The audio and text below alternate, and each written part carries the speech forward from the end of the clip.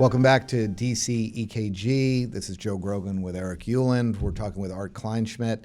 Art, you gave a little bit of the background on how the opioid crisis began to grow in the United States, driven by a lot of legally prescribed pills.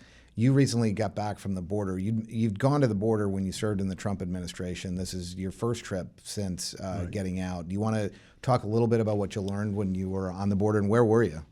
Well, yeah, thanks. I was in Arizona. I just got back last night, late last night from the border. It was a 3-day trip. I was outside of flying to Tucson, so it's outside of a city called Sierra Vista, in a border town.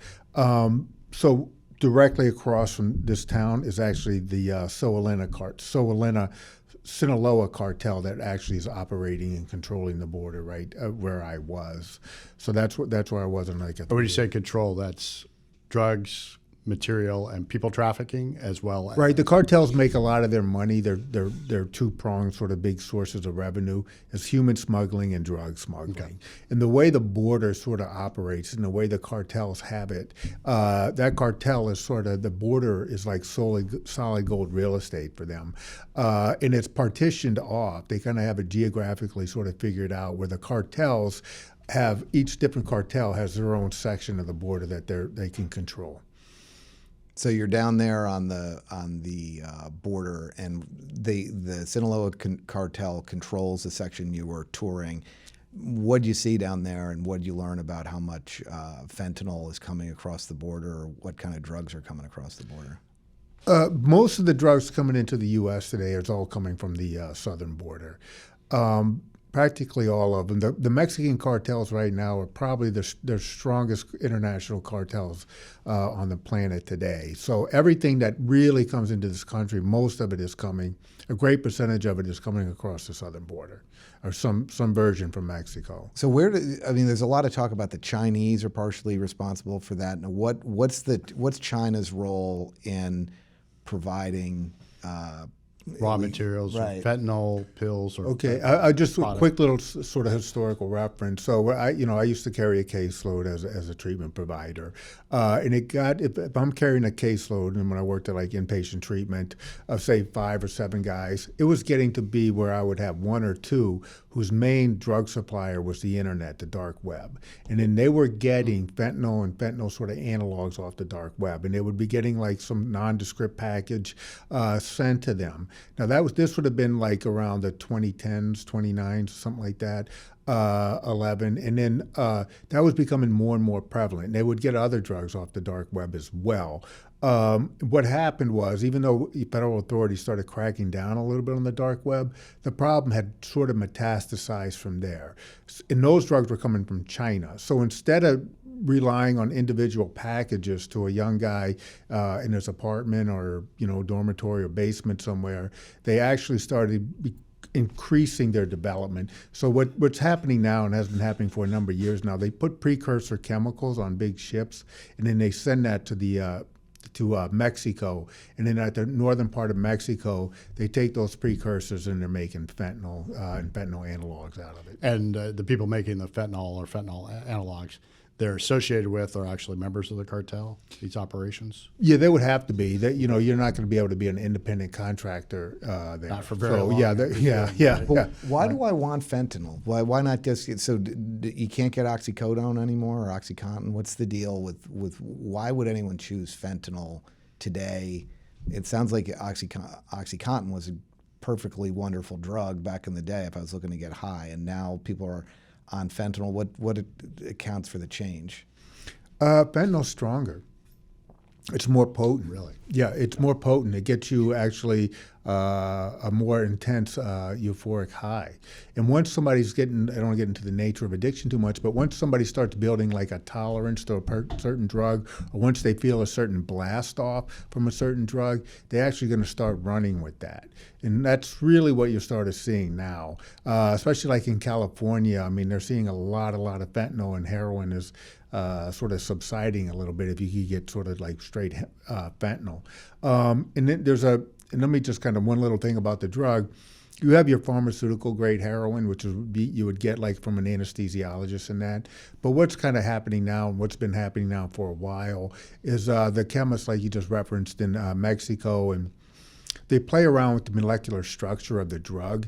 And so what they do is they totally increase the potency of heroin, and that molecularly altered fentanyl is stronger, and it's like an analog of fentanyl. So what we're seeing is a whole lot of different sort of analogs being developed that are way stronger than even normal fentanyl. So while I don't want to lose focus on the board here, but just have to ask you, you've got this now multiplicity of fentanyl and fentanyl analogs. When we come back, I want to talk a little bit about treatment and how you handle that. But in the meantime, for the border itself, you have the cartel there. They're running drugs across the border. Are they just walking across? Are they smuggling across? How are they actually transiting it? And then inside the United States, how does this get distributed? Okay. They come across various ways. Yes, a lot of them are muling it right now. From when I was talking to the officials that I was meeting with, a lot of the methamphetamine is being sort of muled across the border. We're not at the ports of entry, right? Okay. So a lot of the meth is coming in there. They're seeing a lot of the bulk of fentanyl coming through the ports of entry. So when you see like one of these great big seizures coming into the port of entry, and you see one of these multi-million-dollar seizures, kind of what I was been told and talking to a lot of the experts is what that indicates is there's a high degree of certainty that they can get this sort of chemical across our border. So when you're seeing a great big seizure, know that they're actually really confident that they could send a whole bunch of stuff across that border. And at ports of entry, we're obviously attempting to search or attempting to assess whether or not something like this chemical is coming through in a truck, in a container ship, whatever. How do they have such a high level of confidence now that they're able to? Well, first of all, they've done it before, but I don't think people understand some of the nimbleness and craftiness. They're almost like they're like a Fortune 500 company. So they have spotters up in mountains around that geographical area. So they're constantly monitoring the border, watching the border, and when they send something through and it gets busted, they'll know automatically we could send more through right now because they're occupied. Because they're all over here, right? And they're also sort of muling it in other areas as well. I'm not saying that's the only spot because a lot of it's coming across where they don't have ports of entry, and you could see them as they're coming across the border. I've seen them like on video cameras and everything else. They're head to toe camouflaged. The only thing you can see is like their eyes, and they have big backpacks on that they're carrying. So they would come across in a single file line as they're kind of coming across the border, muling the drugs. And then the challenge, it sounds as if there's not a federal response. State, local, how do you interdict this? And where's the breakdown now in a situation where this stuff is just getting muled across, as you say, almost brazenly? Well, from what I told, local authorities are working really hard. They're stretched. I was in Cochise County, and I was, talking to some of them, the sheriffs. They put on Deputy Sergeant Tim Williams is one of the guys, but they're working hard, and they actually have an intricate system of what they're doing for detection down there. Now, this is independent of the federal government. They're trying to, I don't want to say too much, but they're trying to sort of extrapolate what they're doing. So if you look at the border wall, and I was just at the wall. So the drugs are actually, you could see exactly where the border wall stops. And that's the spot where they're actually like one of the hot spots. And that one's actually in the mountainous regions there. So that's one of the hot spots for the actual muling of the drugs. And what I'm told is a lot of them are becoming more brazen and more violent and more armed as they're coming across. The gangs or the mules? Yeah, because a lot of the mules now, from what I've, like I'm saying, it's roughly, from what I've told, it's about $6,000 for somebody to pay the cartels to get across the border. The cartel, nobody's getting, that's what I'm trying to say, nobody's getting across that border in any geographical location without paying homage to the cartels. They're controlling it. So the going rate to get a person across is about $6,000 from what I told. So let's say you're somebody and you don't even have the money. Well, then they'll what you could do is strap drugs on you. Yeah. A mule. And mule it, yeah. So a lot of it's like cartel activities as well, and a lot of it is like somebody who didn't have the $6,000. So when somebody crosses the border and they're attempting to deliver wherever they're supposed to in the United States. You mentioned violence is up, crime is up. What's the sort of impact on local communities as people are marching through? I mean, they're being devastated. I mean, it's such. I just came from the border, and like the border town there, we looked it up. The median income there is $27,000, and and then I'm just watching. It's kind of a farce in comparison, with Martha's Vineyard, who are saying they don't have the resources. But these people are being, a lot of them are actually sometimes got to risk their lives going on their own land because they come across private property all the time. They're coming across a lot of the ranchers' properties and that sort of a thing, and they're getting very hard to dangerous to sort of interact with as well. So it's actually pretty devastating to the local communities down there. So right now you mentioned we're at 108,000. I think when President Trump declared an emergency, public health emergency, we were at 68,000 overdoses a year. Now we're at 108. Some of that, in a previous podcast, we spoke with Casey Mulligan. Some of it was driven by COVID shutdown and some of the economics that occurred associated with the lockdowns for an extended period of time and some of the stress and psychological problems that the population was put under.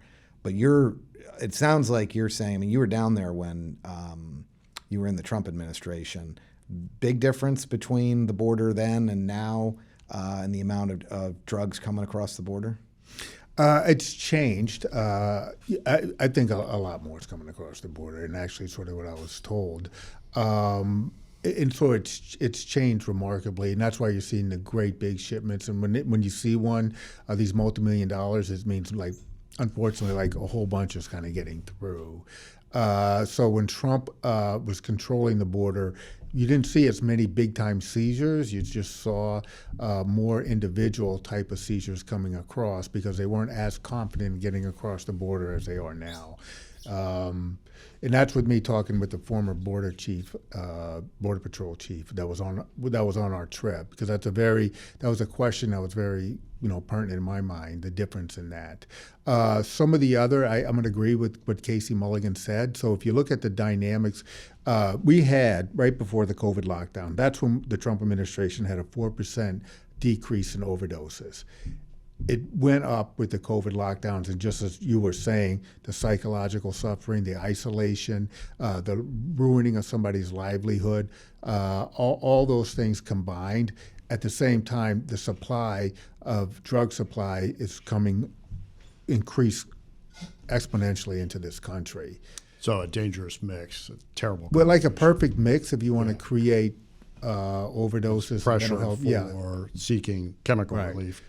So what I say is that we got into this opioid crisis because we greatly increased the supply of opioids into the nation, right? And we removed the boundary. Legally.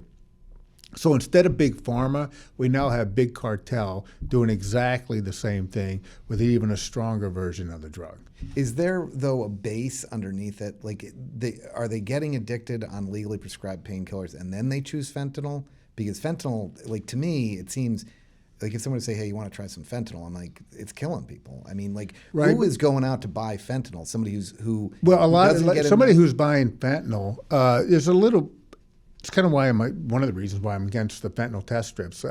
When it's a little bit counterintuitive, like somebody saying, "Oh, that drug is really super strong; it could kill you."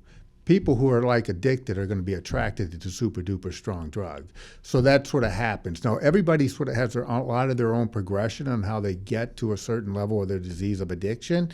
The problem is, and what I was telling other people as well, when you have fentanyl and fentanyl sort of counterfeit pills with fentanyl in them,